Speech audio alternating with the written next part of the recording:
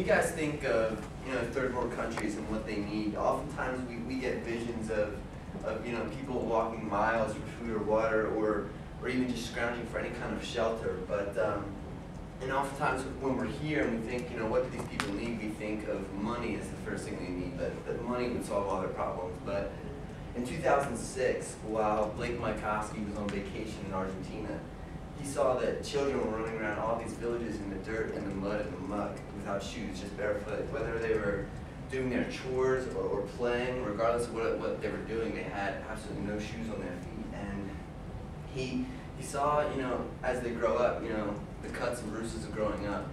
No matter where you grow up, you're going to get bumped around. And he saw that there was a huge risk for infection in the soil down there, and that these kids were at a very real risk of awful diseases. And another thing he noticed that the local people there told him was that without shoes, these children could not attend school, because that was part of their uniforms, and without them they weren't allowed to go there. And he was quoted as saying that first week, if they don't receive an education, they don't have the opportunity to realize their potential.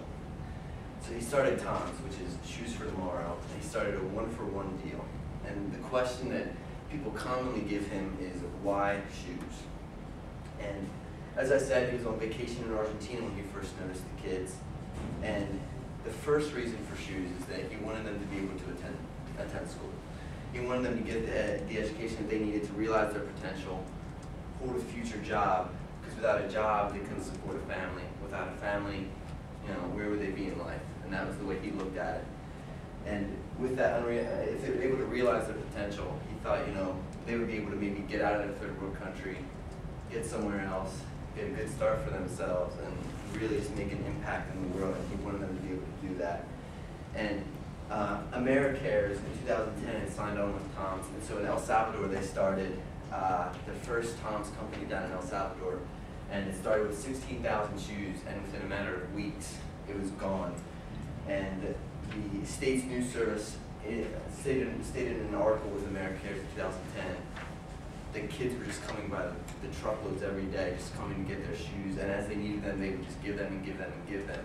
And TOMS just constantly keeps that one building stocked in El Salvador for these children to come get these shoes.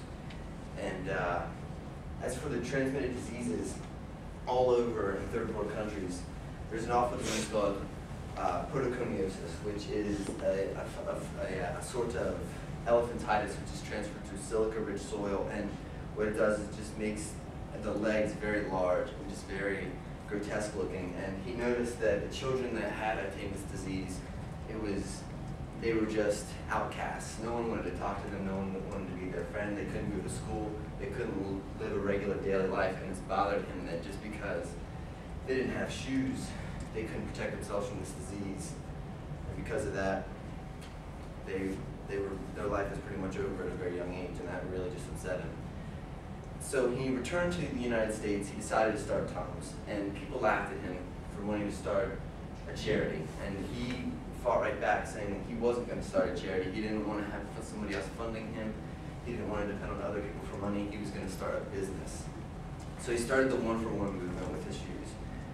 Every pair that someone in America would buy or anywhere else would buy, he would tally that, and he would add that to the tally, and then he would take that amount of shoes down to third world countries for children who needed shoes, and him and his team would walk around for weeks at a time and just hand place the shoes on the children's feet, just to kind of build relationships with people in the countries.